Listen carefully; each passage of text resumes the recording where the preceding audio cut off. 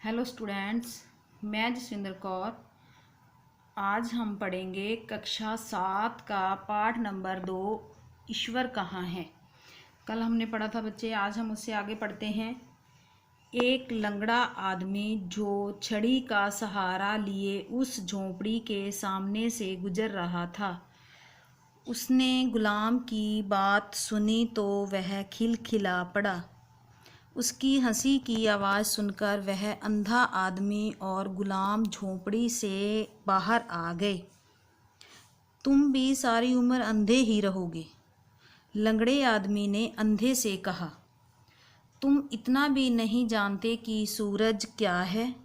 आओ, मैं तुम्हें बताता हूँ कि सूरज क्या है।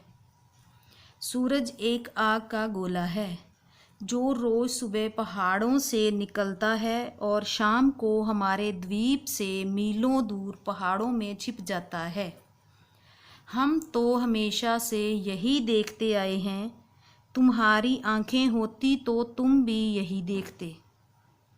एक नौजवान मछेरा उनके पास आकर बोला, ऐसा लगता है कि तुम कभी अपने द्वीप से बाहर नहीं गए।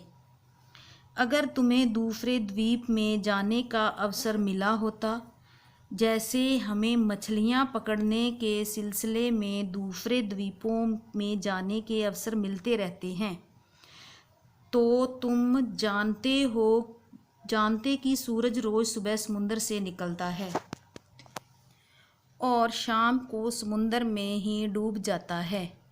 जो कुछ मैं कह रहा हूँ बिल्कुल सही है। मैं रोज़ अपनी आँखों से यही देखता हूँ।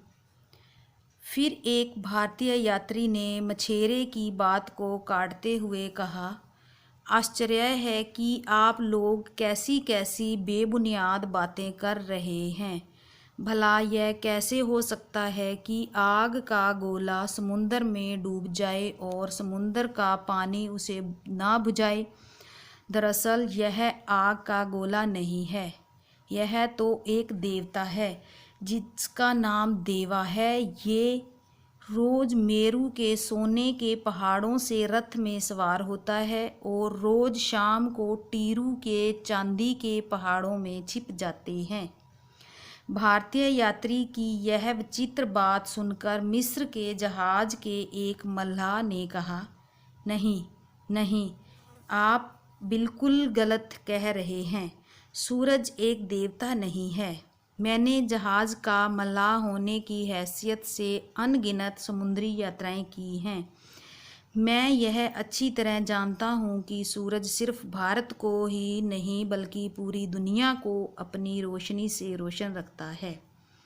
यह सिर्फ एक पहाड़ी या द्वीप का चक्कर नहीं लगाता, बल्कि पूरब में जापान के द्वीपों से निकलता है और इंग्लैंड के आसपास के द्वीपों में छिप जाता है। जो कुछ मैं कह रहा हूँ बिल्कुल सही है। मेरे दादा भी यही कहा करते थे। बच्चे, अब मैं आपसे प्रश्न पूछती हूँ।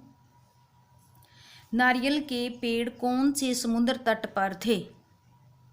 इसका उत्तर है नारियल के पेड़ सुमात्रा के समुद्र तट पर थे।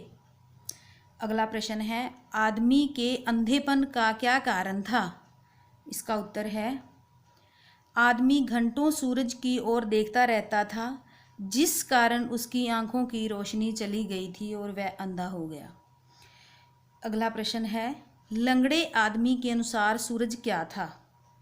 लंगड़े आदमी के अनुसार यह एक आग का गोला है जो हर रोज़ सुबह निकलता है और शाम को पहाड़ों में कहीं जाकर छिप जाता है। धन्यवाद बच्चे।